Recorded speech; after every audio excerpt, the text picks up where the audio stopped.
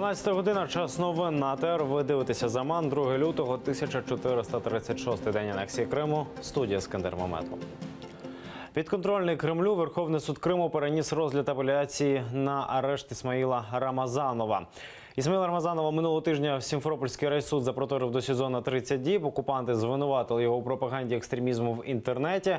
Кримчанина затримали у власному будинку в селі Новий Мир, куди на світанку 23 січня вдерлися російські силовики. У ході обшуку вони нібито знайшли набої і вивезли силоміць Ісмаїла Рамазанова до слідчого комітету в Сімферополі. Пізніше Ісмаїл Рамазанов заявив, дорогою в автозаку силовики його били, а потім у СІЗО 2 дні морили голодом, змушуючи себе обмовити. Адвокат кримчанина Олексій Ладін звернувся з заявою до прокуратури щодо побиття поліцією його підзахисного. Він не вірить, що апеляцію задовольнять, а тому готується боротися далі. По закону Рамазана Исмаилова сегодня должны освободить, так как ему до сих пор не предъявлено обвинение. А если не предъявлено обвинение в течение 10 суток после задержания, то подозреваемый подлежит немедленному освобождению. Соответственно, я буду продолжать обжаловать. Запобіжний захід окупаційна Феміда обиратиме кримському активісту і анархісту з Євпаторії Євгену Каракашеву. Про це у Фейсбук повідомили одразу кілька кримських громадських діячів. Євгену Каракашеву окупанти закидають звинувачення одразу за кількома статтями Російського кримінального кодексу. Це розпалення ненависті або ворожнечі, екстремізм і публічні заклики до терористичної діяльності. Каракашева затримали напередодні ввечері, ніч він провів в СІЗО Євпаторії, і тепер його долю вирішуватиме окупаційний міський суд.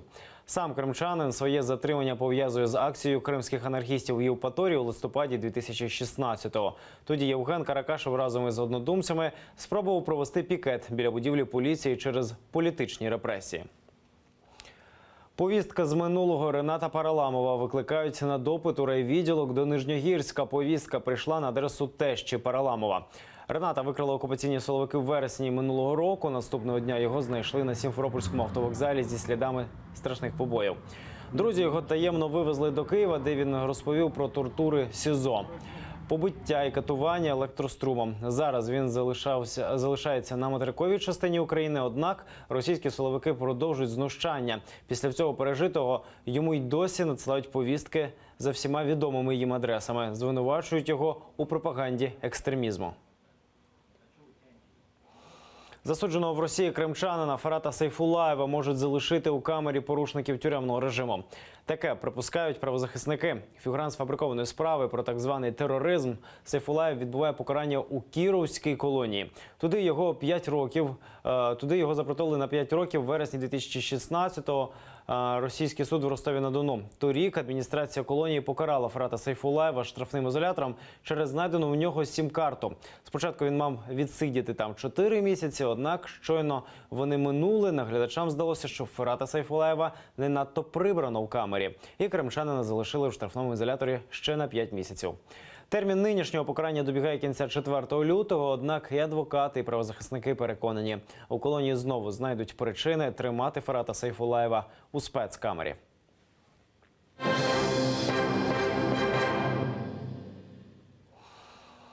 Санкції будуть і триватимуть доти, поки Крим не повернеться в Україну. Таке заявила виконувачка обов'язків представника Сполучених Штатів при ОБСЄ Мішель Сайдерс.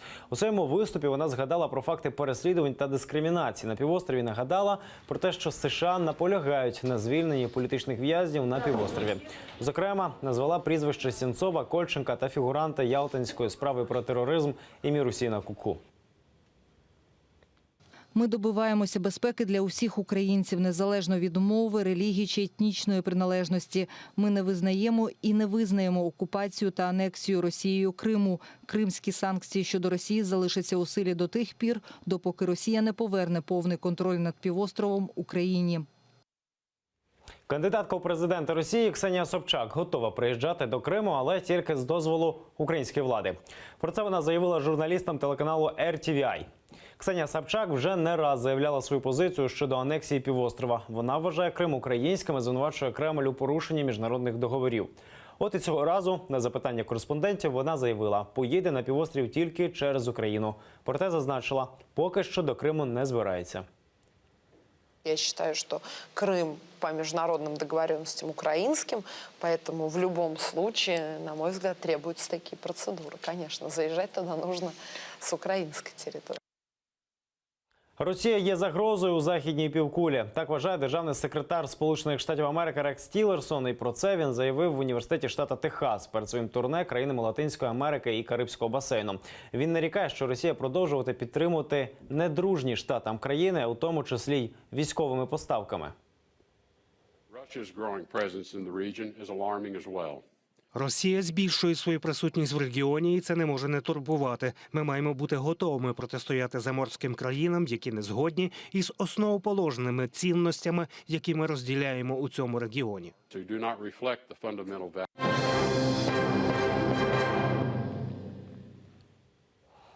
Улюблені герої світових мультфільмів знов заговорять кримськотатарською. Після 4-річної перерви телеканал АТR відновив роботу студії дубляжу.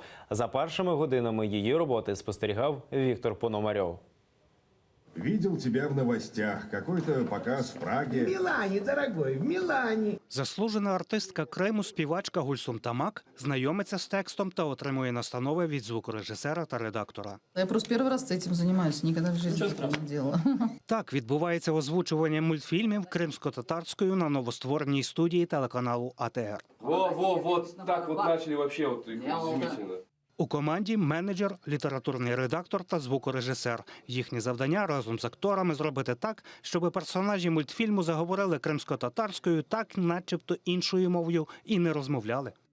Например, там есть такая фраза пшел вон», 2 слога. А на нашем оно звучит так: «Кетмандан», уже 3 слога. И вот эти 3 слога надо в эти 2 слога вложить и успеть по темпу. Ведь артикуляция должна совпадать с нашим текстом. Одну фразу можна переозвучувати десятки разів. Головне у цій роботі – мати витримку, каже звукорежисер Сергій Стебліненко. Самая главная задача вжиться в роль. Не то, что прям вот текст или там какие-то нюансы, тембры. Главное, чтобы было интересно. То есть, если человек вживается, и у него сразу все идет, и прям картинка должна, прям совпадает собственно, со звуком. За точність тексту відповідає літературний редактор Ленмар Абдулаєв. На сегодняшний день мы возрождаем этот процесс, потому что он остановился на территории Крыма. Сейчас, уже будучи в Киеве, мы заново запускаем этот процесс по переозвучке фильмов и мультиков. Перекладають тексти професійні перекладачі із Криму, які співпрацювали з телеканалом і до анексії. Озвучувати героїв будуть запрошені кримсько-татарські діячі культури та артисти.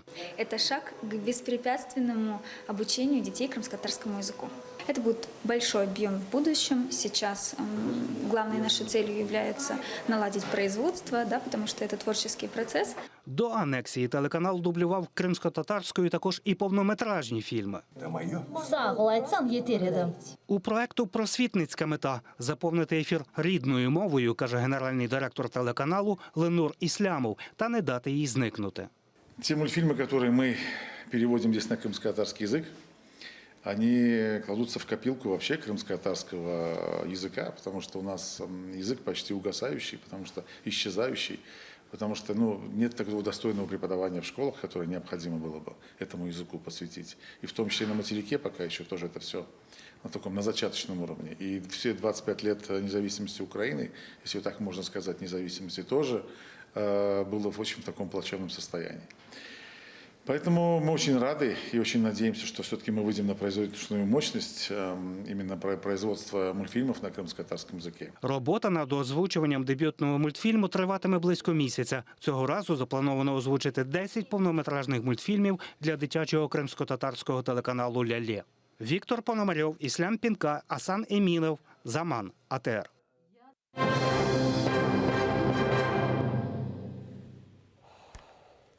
Ситуацію з повісткою Ренату Параламову телеканалу АТР прокоментував голова громадського об'єднання «Правозахисний рух Криму» Енвер Кадиров.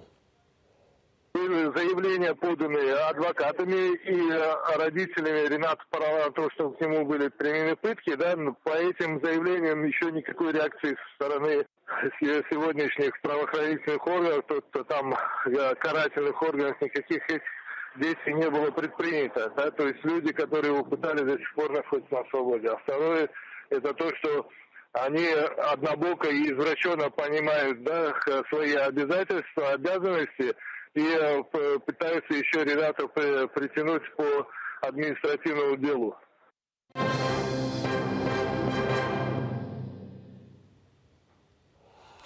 І до міжнародних новин. Битва у Калі у портовому французькому місті побилися мігранти з Еритреї та Афганістану. Бійку здійняли близько 150 людей і тривала вона 2 години. 5 учасників заворушень у критичному стані шпиталізували з вогнепальними пораненнями. Ще 17 отримали травми від залізних кийків. Як з'ясувала поліція, бійка здійнялася у черзі за продуктами. 2 афганців раптово витягли зброю і поранили 2 підлітків. На місце подій вилетів міністр внутрішніх справ Франції. Найвищі стандарти ввічливості від британського аристократа. Лорд Майкл Бейтс, який обіймає посаду заступника міністра з питань міжнародного розвитку, оголосив про свою відставку, бо спізнився на півгодини на дебати у парламенті. Свою промову він почав з вибачень. Мовляв, прогавив час, коли міг відповісти на питання. А це неприпустимо. Лорду стало так соромно, що він публічно заявив, проситиме у прем'єр-міністра про відставку. Парламентарі міністру запізнення пробачили і закликали його не йти з посади. Я завжди вважав, що, відповідаючи на справедливі запитання законодавців про роботу уряду, потрібно дотримуватися найсуворіших норм вічливості і поваги. Мені дуже соромно, що мене не було на місці, і в зв'язку з цим я подам на ім'я прем'єр-міністра прохання про відставку.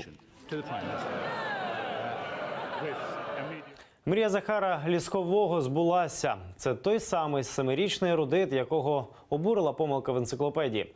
У британському виданні українському літаку Ан-255 «Мрія» приписали російське виробництво.